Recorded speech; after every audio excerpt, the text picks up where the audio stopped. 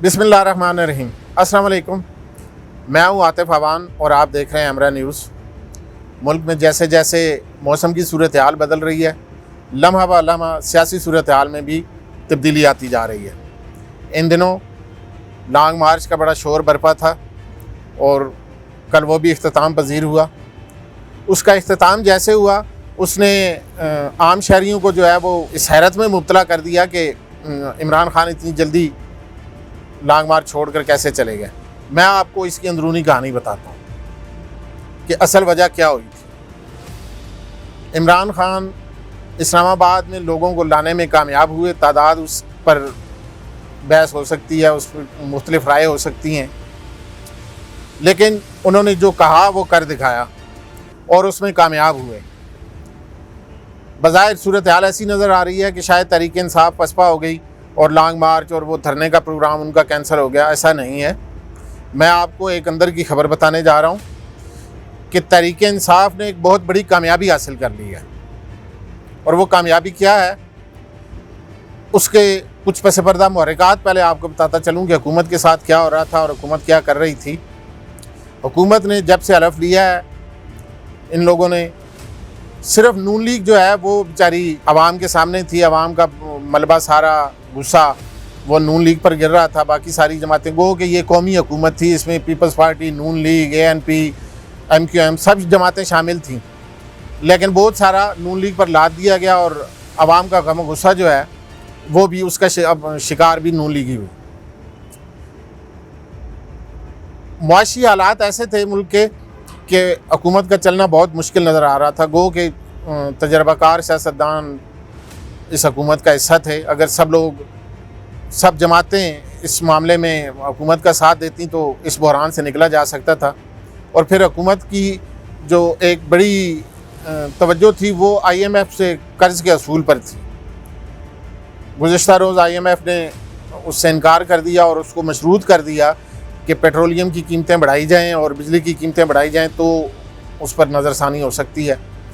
और वो इस वक्त पेट्रोलियम की कीमतें बढ़ाना और बिजली की कीमतें बढ़ाना वैसे भी सियासी खुदकुशी समझा जाता है कि इन हालात में जब इमरान खान एक बयानिया लेकर निकले हैं, मुख्तलिफ़ शहरों में उन्होंने खिड़की तोड़ जलसे किए हैं। यानी इतने बड़े क्राउड और इतना मुख्तलिफ़ शहरों में लोगों को इकट्ठा करना उनकी एक बहुत बड़ी कामयाबी थी। और उसके बाद उन्होंने जो लॉन्ग मार्च का ऐलान किया और लॉन्ग मार्च में वो एक बड़ी तादाद को लेकर इस्लामाबाद आ गए और फिर वहाँ पे सूरत हाल काफ़ी ख़राब हो गई।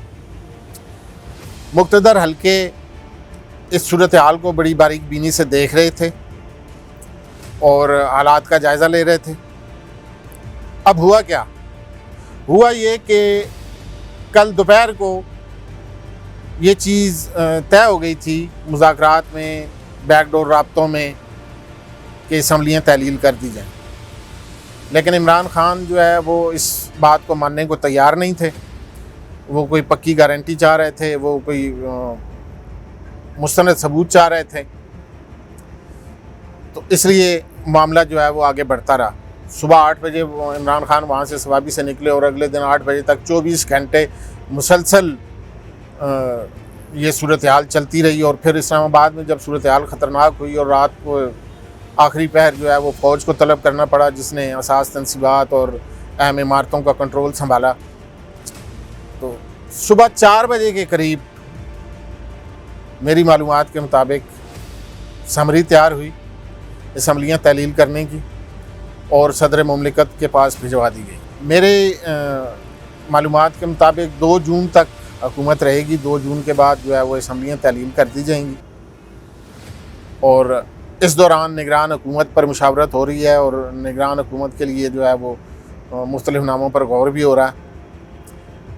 ये मामला जैसे ही तय हो जाते हैं तो असम्बलियाँ तहलील हो जाएंगी। उम्मीद है 2 जून हो सकता है कुछ 2-4 दिन आगे पीछे हो जाएं, लेकिन ये बात तय हो गई है कि हुकूमत जा रही है। अब इसमें कामयाबी क्या है? कामयाबी इमरान खान की ये कामयाबी है कि वो एक बयानिया लेकर चले और उसके बाद उनका पहले दिन से मौक़िफ़ था कि ये हुकूमत जाए और नए इलेक्शन कराए जाएं। तो इमरान खान कामयाब हो गए। अब नून लीग के हिस्से में क्या आया?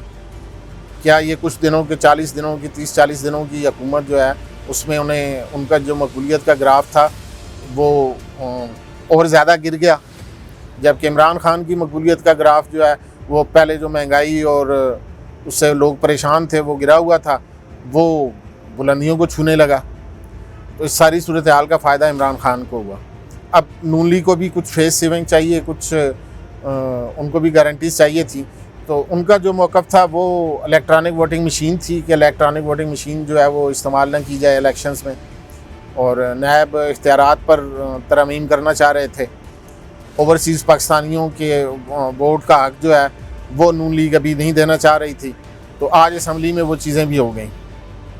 नून लीग ने जो उनके मकासद थे वो हासिल कर लिए, और इमरान खान का जो बड़ा मकसद था, जो बड़ी अचीवमेंट है इमरान खान की, वो ये थी कि गवर्नमेंट फौरी तौर पर ख़त्म कर दी जाए। अब गवर्नमेंट के लिए उन्होंने चूँकि 6 दिन का टाइम दिया है इमरान खान ने, और मेरी मालूमात के मुताबिक 2 जून तक की समरी गई या सदर मुमलिकत के पास गई। और जब ये इमरान खान ने फौरी तौर पर, वो जो PTI के कारकुन शायद दिलबर्दाश्ता हों कि इमरान खान ने फौरी तौर पर स्पीच की और चले गए, तो वो क्या वजह थी? वो यही वजह थी कि इमरान खान जो चाह रहे थे उन्होंने हासिल कर लिया था। उन्हें ऐवान सदर से इतला मिल गई कि समरी पहुंच गई है।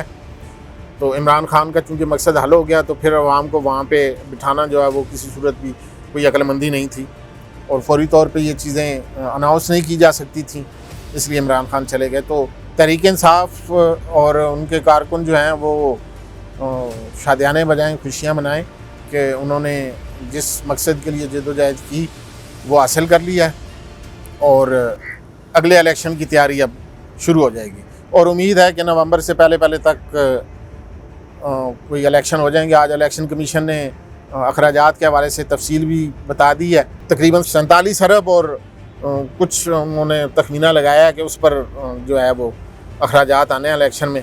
तो ये तो आने हैं, लेकिन तहरीक इंसाफ को मुबारक हो कि उन्होंने अपना मकसद हासिल कर लिया, और इंशाल्लाह फिर किसी नई मालूमात के साथ आपके पास हाज़िर होंगे। तब तक इजाज़त दीजिए। अल्लाह ने के बाद।